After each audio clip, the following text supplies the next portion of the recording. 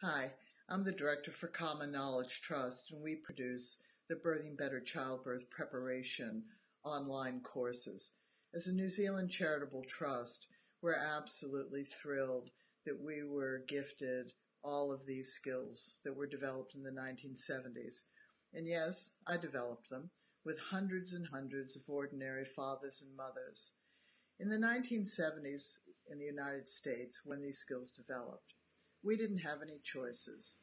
All of us birthed in hospital. There was the evidence-based practice of the day, and there were the standards of care, the medical assessments, the monitoring and procedures that were just common to giving birth.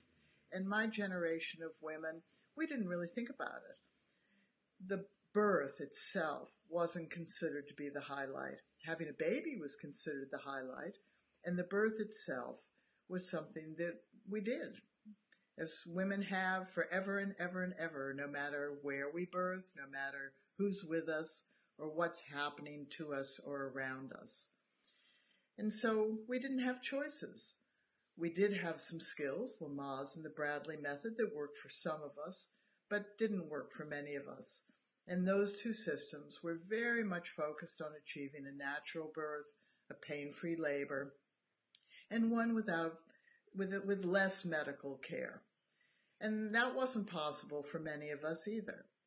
But when I gave birth to my last child in 1982, the childbirth trend had changed, and we were being encouraged to create birth plans. So that child born in 1982 is now grown up and has children of his own. So what has happened with birth plans? Were they successful? And why weren't they? And that's what I'm going to talk about today. There was a lot of hope that if women could choose the type of birth they want, choose what type of medical care they wanted or didn't want, choose the care provider, choose where they gave birth, that there would be more natural births. And that was a great hope, the same way that Lamaze and Bradley hoped that by giving women skills that they would have more natural births, more pain-free labor, and less medical care. So we'll talk about why skills didn't work and why birthing better skills are different and why they do work. But we're going to talk about birth plans. It turns out that you really can't choose the birth you want or don't want. There is a truism, an old adage. There's no way to know what your birth's going to be like.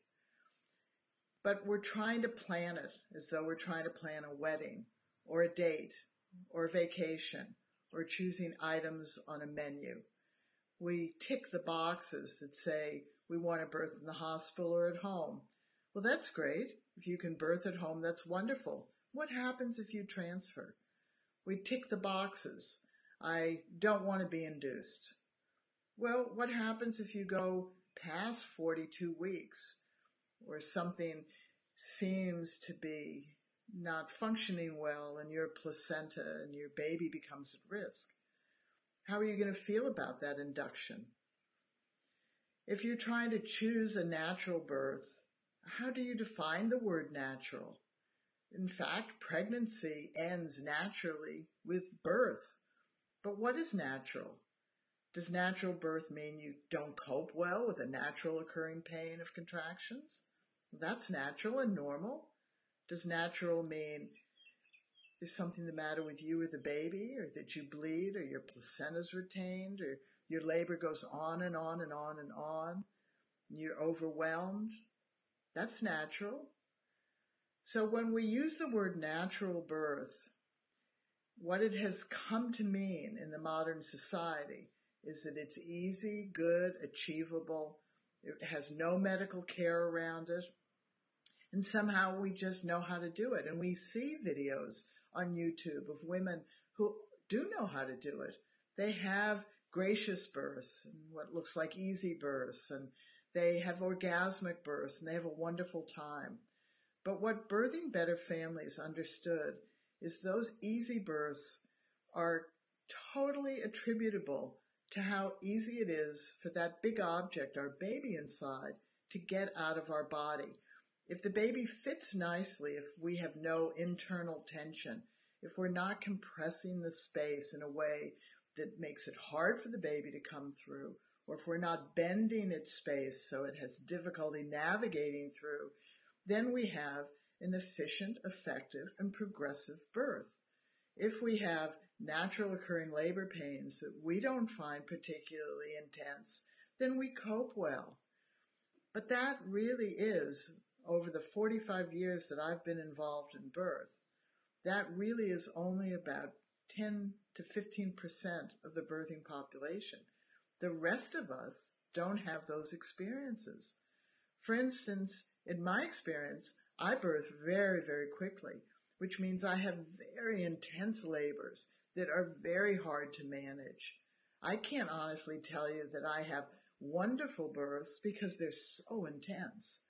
There are other women whose babies fit quite tightly, or they have internal structures that are tense and hinder the process of the baby.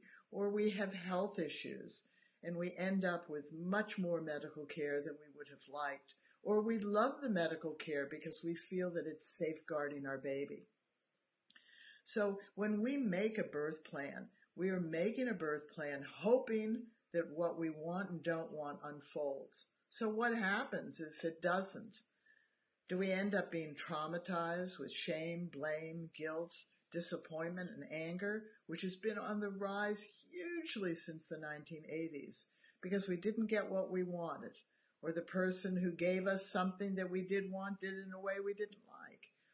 So birth plans you should make. You should think about your birth. But the fact is you don't know what it's going to be like. And that's where Birthing Better comes in. Because Birthing Better families that created these skills prior to birth plans knew way back then, even though Lamaze and Bradley was there, that we needed to have better skills. There was a difference between what we wanted or what we hoped or what we didn't want and what we did.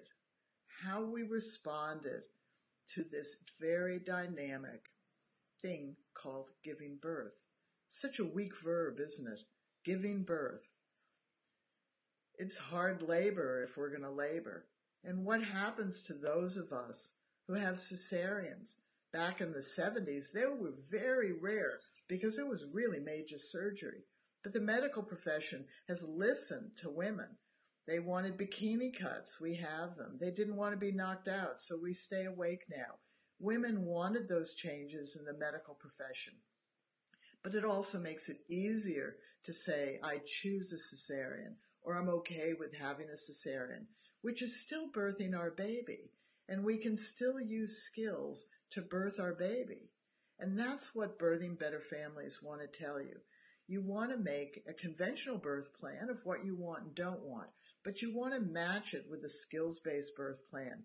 You want to learn skills. Doesn't matter whether they're Birthing Better skills or Lamaze, Bradley, active birth, hypno babies, hypnobirthing, whatever skills you want to use. But you want to use them, and you want to use them no matter how your birth unfolds.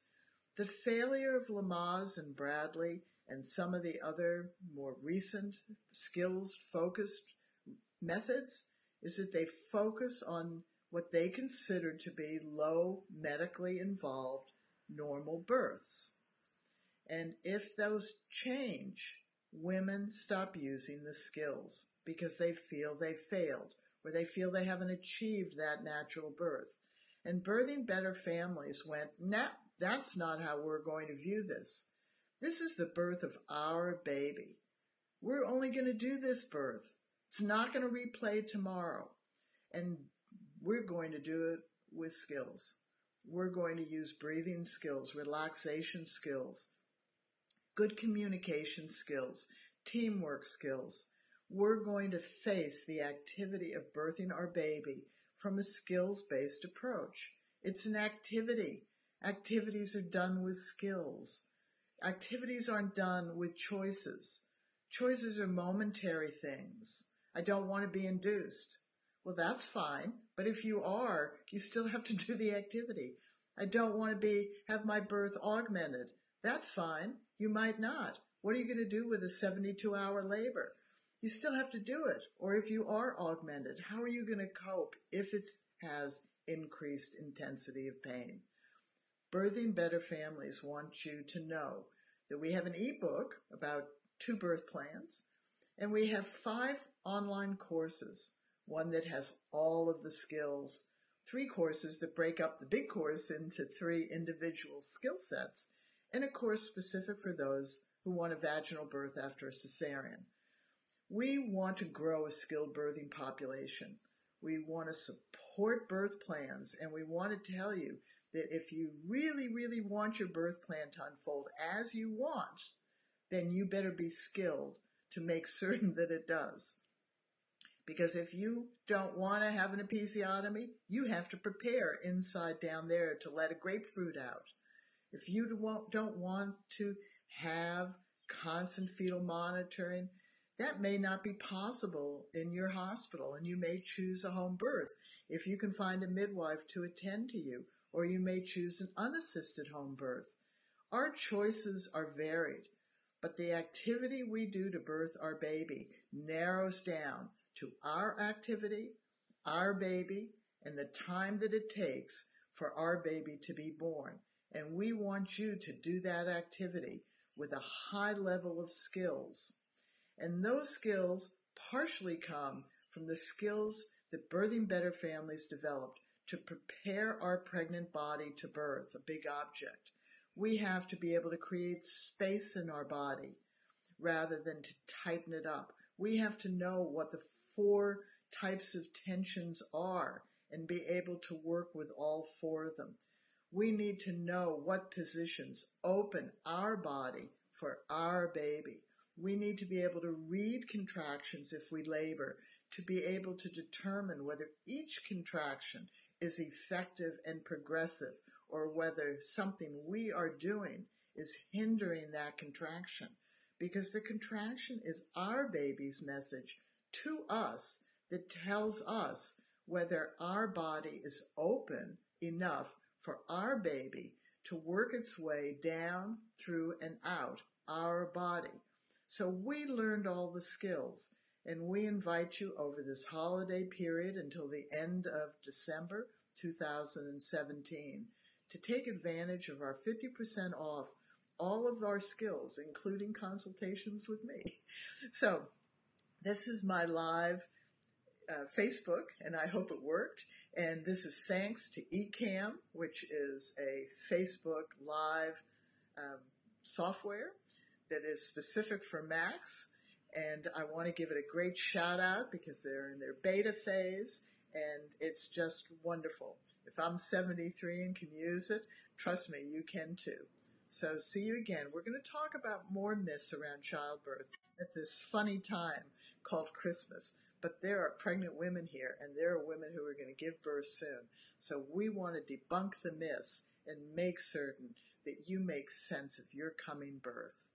Bye-bye.